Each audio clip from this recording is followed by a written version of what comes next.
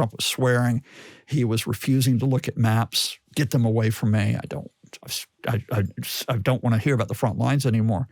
The Europeans who Zelensky briefed were aghast about this. But that already moves the needle on to, okay, what happens next? And I say that for two reasons. One is, and I think this is the key point, even though Putin has succeeded in spinning Trump like a weather vane again and has him pointing in his direction to an extent, it's just for the moment. And, this is what Putin was trying to do in Alaska on August 15th. And the problem here is that Trump's priority still is not to simply be Vladimir Putin's vehicle for Russia to take over more territory in Ukraine, to get the sanctions lifted, to block Ukraine getting any Western security guarantees. Trump's priority is that he's the peacemaker.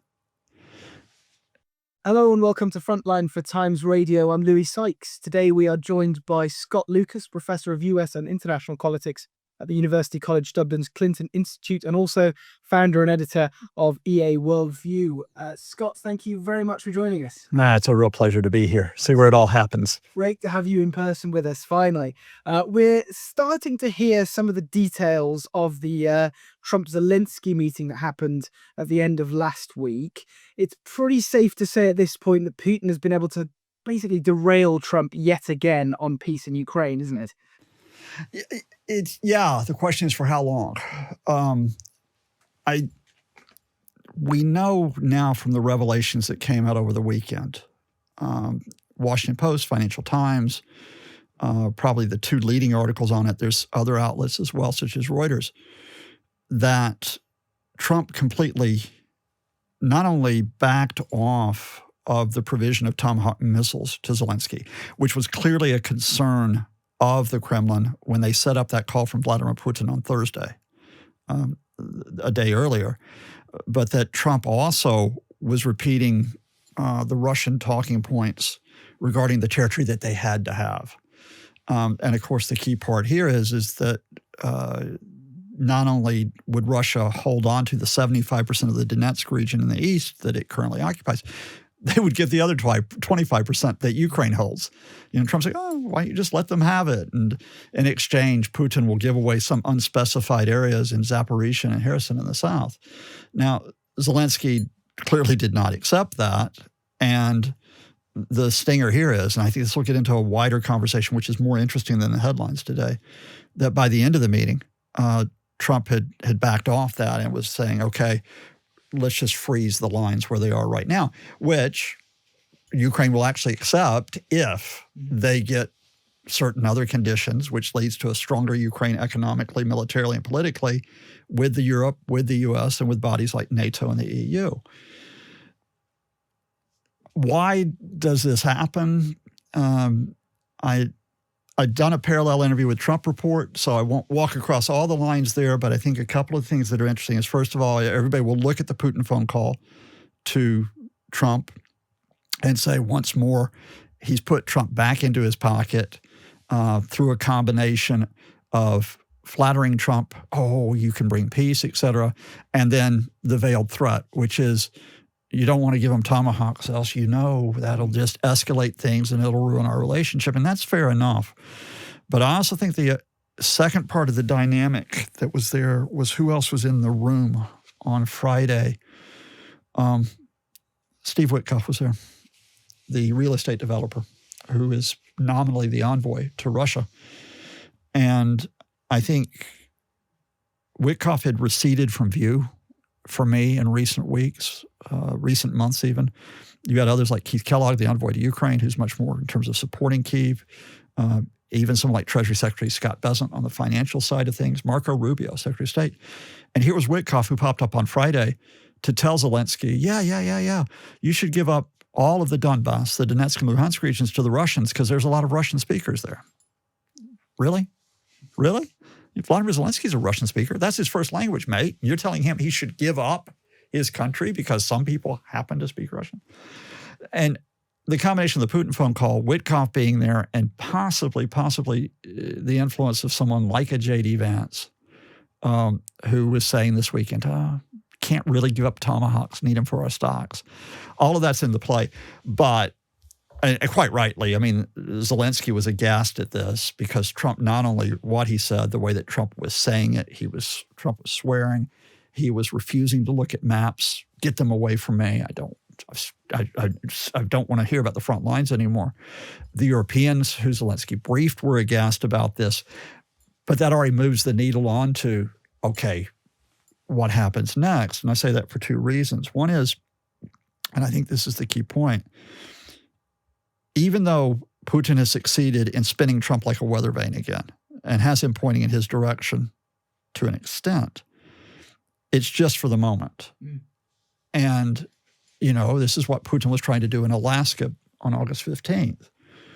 And the problem here is that Trump's priority still is not to simply be Vladimir Putin's vehicle for Russia to take over more territory in Ukraine, to get the sanctions lifted, to block Ukraine getting any Western security guarantees.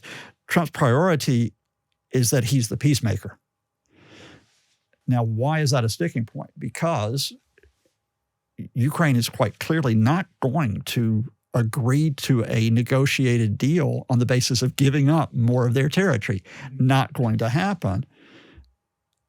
So what does Putin do then? Putin either has to concede on his demands, accept what he already has, or he has to keep pressing.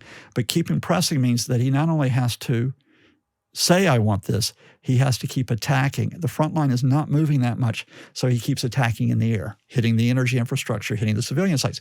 And when Putin did this in the spring, in the summer, that upset Trump. So we're back there again. We were there in the spring. We were there just before the Alaska summit in August.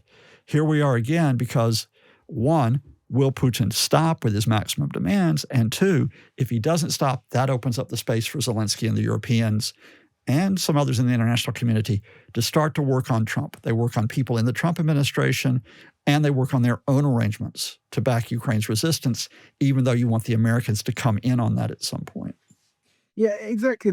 And I'm keen to get into what actually happens next when the rubber hits the road on this idea of a meeting in Budapest, because as we went into the weekend, there was this again position of, Ukrainians have just got to give up something. But now, as you say, those positions are settled. There's this almost on the ground stalemate is as you'd expect, affecting the talks as well, because Russia just this morning have come back out and said our position remains unchanged. We want that extra 20%. The Ukrainians basically, want a ceasefire and are almost in line with Trump in that they say, well, we could freeze this where it is. And then Trump wants both sides to kind of freeze and call a complete peace. So there's these three positions on the ground that don't seem to match up with each other. So where, how does that change just because they could meet in Budapest? Yeah, so step by step. We can add to the mix today that with the Kremlin, and this is what I don't get. I don't get why the Kremlin would just restate its maximum demands this quickly. Why don't you just give it a bit of time? But we can talk about that if you wish in a minute. We also have Zelensky coming in and saying, I would be glad to go to Budapest myself, where I could, sit down with Trump and Putin, because he knows that Putin won't meet him. Putin won't sit down with him. Well, remember, Trump said all along through the spring and summer that he wanted a three-way meeting. He doesn't just want a two-way, he wants a three-way meeting.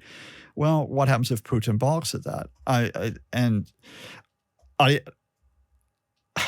not sure, first of all, when the Budapest meeting will take place.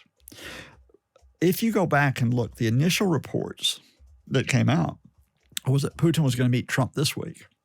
Now, I'm not sure if that came out from the Russian side or from the American side. Then it was the Kremlin came back and said, well, in the next couple of weeks. But they also said, we hope to have this within the next couple of weeks. If you've given Trump one face-to-face, you held that out in the last moment. You gave him that. Now you're may give him the second face-to-face, but you can't just give him another face-to-face and that's going to appease him. You have to give him some meaningful step that you're making. And let me replay what happened in Alaska. because I think it is significant, and it's significant who leaked it. Was it American officials or European officials or the Ukrainians who leaked it? Putin goes in there on August 15th, gets the red carpet treatment from the American military. Trump is buddy-buddy with him all the way down that red carpet to that elevated platform, and they're just, oh, yeah, look, Vlad, yeah, Vlad's here, yay, Vlad, yay. They have that meeting, and they come out afterwards, and Trump just looks beaten. He looks beaten, and he's not happy, and so on. And Vlad speaks first, which is rare. He spits, and then Trump just babbles for a bit. What has come out now is that Putin came out there, and the expectation was that he was going to offer a compromise. Mm-hmm. Might be a trade-off for a Russian withdrawal from all of Zaporizhzhia and Kherson in the south in exchange for getting more of the Donbass, something like that. Putin didn't offer anything. Mm-hmm. And then he went into a long history lesson about Rurik and somebody the wise and some other medieval people, and this was all to prove that Ukraine had always been part of Russia, and Putin is known to do this, and to go on and on. Trump don't do history lessons. Trump don't do anything over about 60 seconds if someone's speaking to him, and so he gets ticked off with it. And we know that the space opened up for Zelensky and the Europeans 3 days later to go into Washington, play it really well with Trump, and they get America saying, we're going to talk about security guarantees for Ukraine, right? All right. The order of the meetings kind of flips here, right? You think, oh, Zelensky goes first, and now Putin comes in and so on. But because the Russians can't give anything, I think we're still back to where Zelensky and the Europeans, while we wait for Budapest to come on, exploit the space that comes around over the next few days. If the Russians launch a major attack that kills civilians, that will not go well for Putin. If Ukraine launches a high-profile strike that catches Trump's eye, and they have hit another major gas plant in Russia overnight, that may spin him a bit. If Melania gets in his ear, as she did this summer, and said, I'm worried about this, I'm worried about those Ukrainian children, that may spin. There's all kinds of variables here, which means the Russians got a short-term victory. Mm. They got a short-term victory. They especially got a victory that pushes the Tomahawks back. But it just it doesn't solve this for them. Mm-hmm. I'll repeat this. With Donald Trump, you can't just win on Friday with him.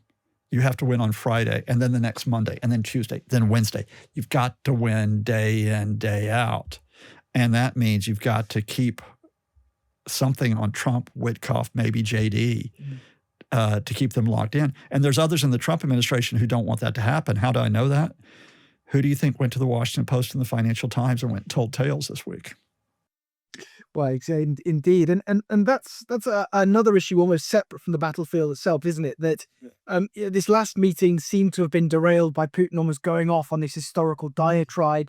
We often talk about Trump not doing his reading or maybe not really being a very good diplomatic president. But is there not a stalemate here in that Putin himself maybe doesn't actually have the sort of what it takes to not just repeat that same car crash that seemed to happen in us? I come back to the question I've had since the start of this year, which is the Russians had gotten the U.S. to the table in February. There were no Europeans, there were no Ukraine. There was a freeze on American military aid to Ukraine at that point. There was the possibility that the Americans had cut off intelligence sharing. Everyone in Europe, in fact, the international community was very concerned about this. And Russia didn't play those talks with the U.S. in February. They didn't. What came out of those talks that were substantial?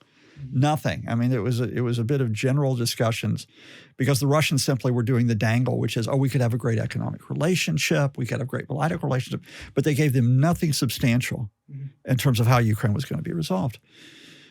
Well, this is back in February. And then after Zelensky gets ambushed by Vance and Trump at the end of February, the Russians don't capitalize then. It's actually the Europeans and Zelensky that rally to open up the space, to work on the administration, whether it be through the rare earth mineral deal, whether it be through the idea that Europe will eventually purchase these American weapons and take all that. And the same thing happened this summer it was in July, I think, wasn't it? Because there was a big, I think it may have July the 3rd, there was some big occasion. I can't remember if it was a Putin-Trump call, and then the day after that, on July the 4th, was one of the largest Russian attacks on this war. And that's the one where Melania went to her husband. So they hit a nursing home. They hit a nursing home. How do we reconcile that? If Putin's such a great tactician, why is he frittering away his, all pun intended, Trump card? I come back to this, Louis, and it's in that Kremlin spokesman statement today. It's not always lies from the Kremlin. We still want this. We still maintain our goals. Vladimir Putin went into this wanting the conquest of Ukraine. We are now 45 months later, and Vladimir Putin still wants the conquest of Ukraine. He does not want an 80% of Ukraine being free, having a government that he doesn't get to choose, having an economy that he doesn't get to run, having a military that he doesn't get to limit. He doesn't want that. He has to have that kind of control, and he cannot get that control just by freezing the front lines. And Zelensky knows that. And that is why Zelensky will accept that deal if it comes down to that. If you have Ukraine having a path to EU, having a path to partnership with Western countries in terms of military development, not necessarily NATO membership, but some type of security guarantee. And if you have Ukraine, which will have the ongoing political relationships where it's part of wider blocs, including the EU. And that Zelensky can accept Russia being in occupation of 20% of Ukrainian territory, a lot of which is very badly damaged and beyond recovery. Putin can't. I think that's the fundamental. On top of this, as you mentioned there, yes, the Russians seem to have been able to kick the can down the road on Tomahawk, but there's nothing so far that suggests the US is going to stop supporting Ukrainian strikes on Russian oil and energy infrastructure, is it? I mean, can Putin somehow wrangle that out of Trump if he gets this meeting in Budapest? It doesn't seem likely. No, because who do you have to, the intelligence sharing arrangements, right? I got no evidence that Trump goes in there and issues an order to repeal them. Got no indication that Pete Hegseth is going in as defense secretary to go in and repeal them. Pete Hegseth is more concerned with using the American military within the U.S. to go after people dressed as frogs and as Pikachu. The intelligence community, which I think largely supports Ukraine, despite its director of national intelligence, Tulsi Gabbard, having a suspect relationship with Russia, they've gotten those relationships restored. And so I don't think those flip. But here's a story, Louis, that almost everybody, I think, has missed.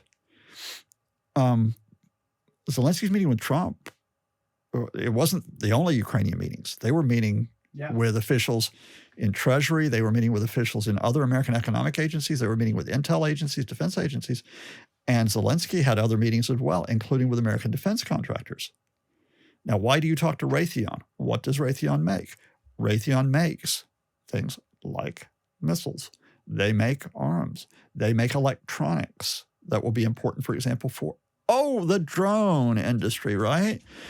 And what has Zelensky come out and said today? Zelensky has said that he is looking for 25 Patriot air defense systems within the next several years, either from the U.S. or from European partners, to bolster Ukraine's air defenses.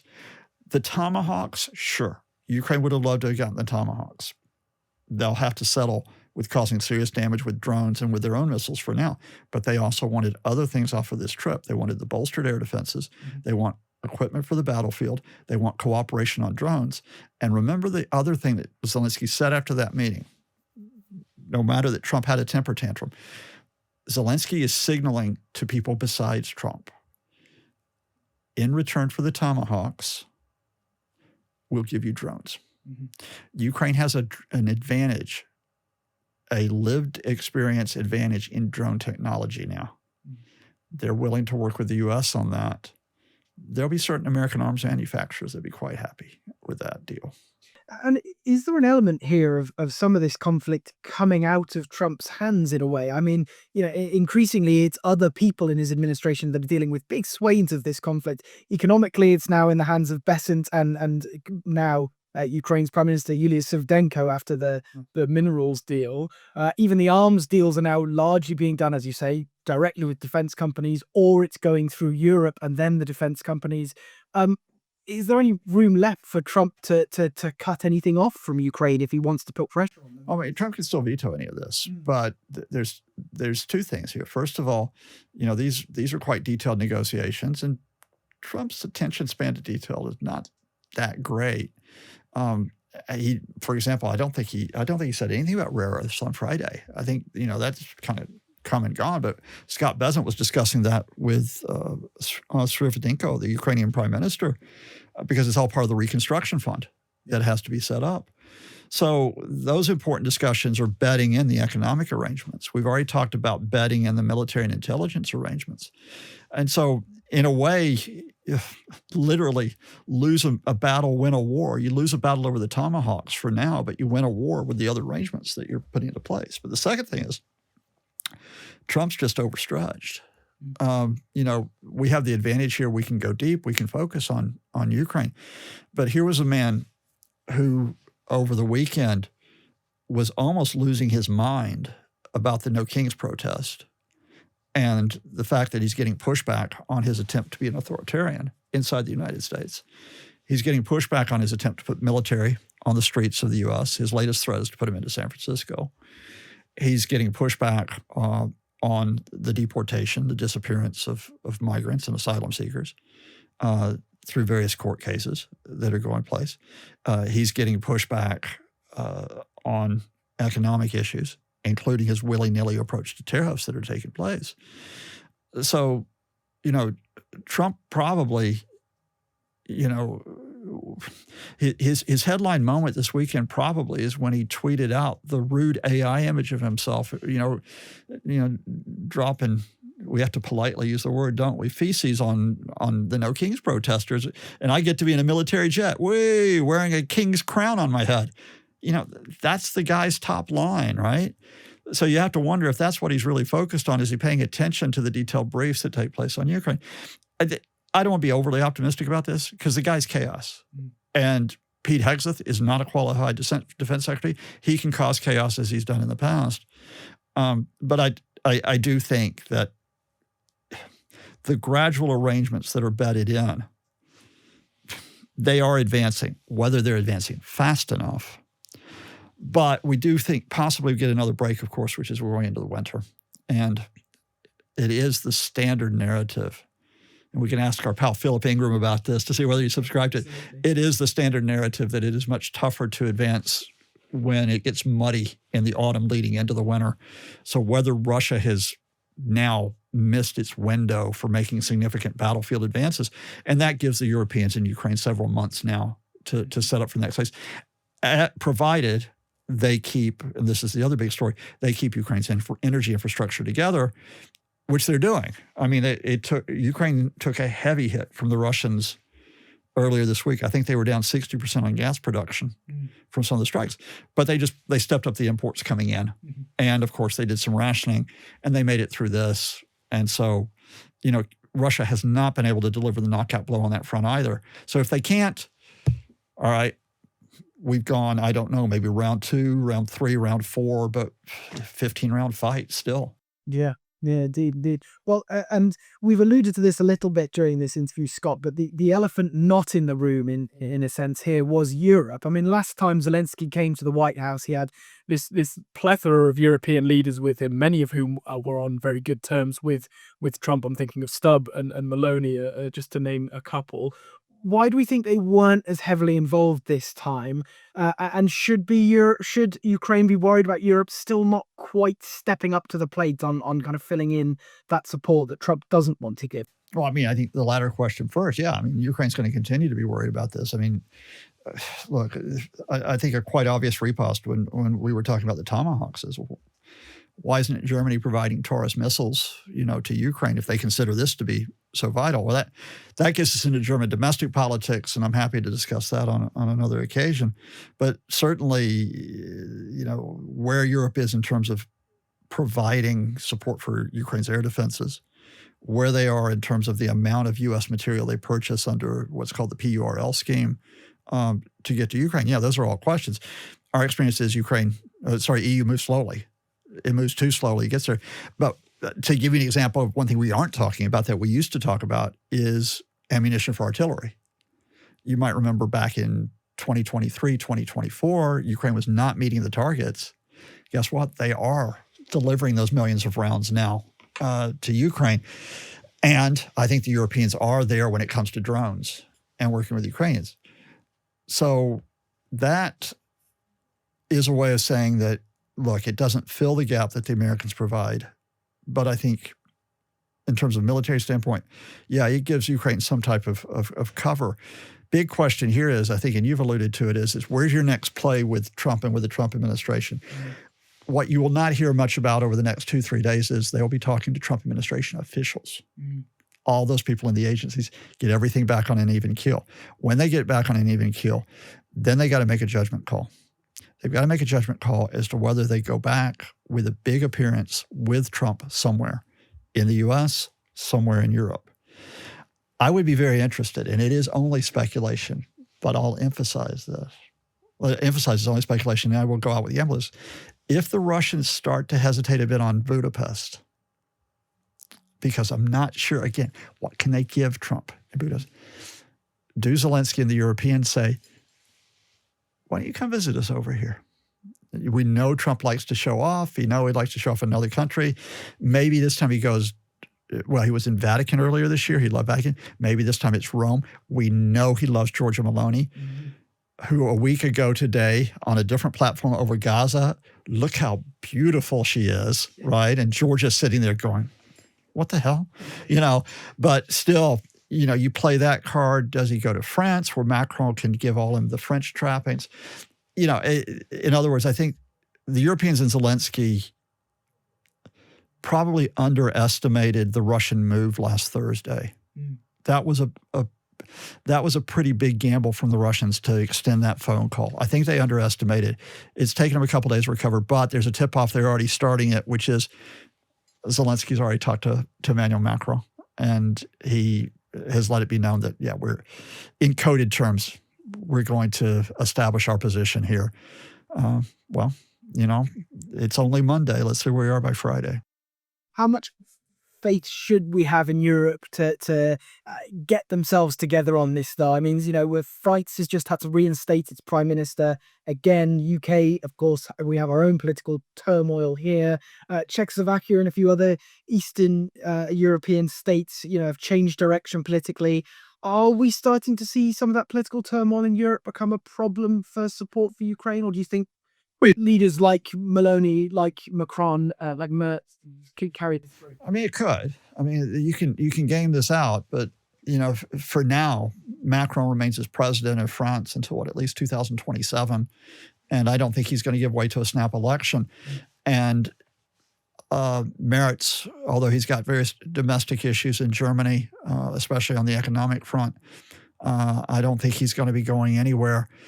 Meloni's well ensconced in Italy that you talk about. And the thing here is that publics can be very disenchanted with their leaders on domestic issues, but actually support those leaders on the Ukraine issue, right? And I think you can still see very clear majorities in France and Germany that say, yeah, we still should be supporting Ukraine. Mm-hmm. So that gives Macron, it gives Merz a bit of space that you work there. Part of the power balance in Europe where it shifted to the east because of the Ukraine issue, that means Poland carries, I think, a great deal more sway now. And Donald Tusk, even though he's got the right-wing president has not come in and told Tusk, pull back from Ukraine, which is something we were watching out for. Baltic states continue to be strong behind Ukraine, as do the Scandinavian states.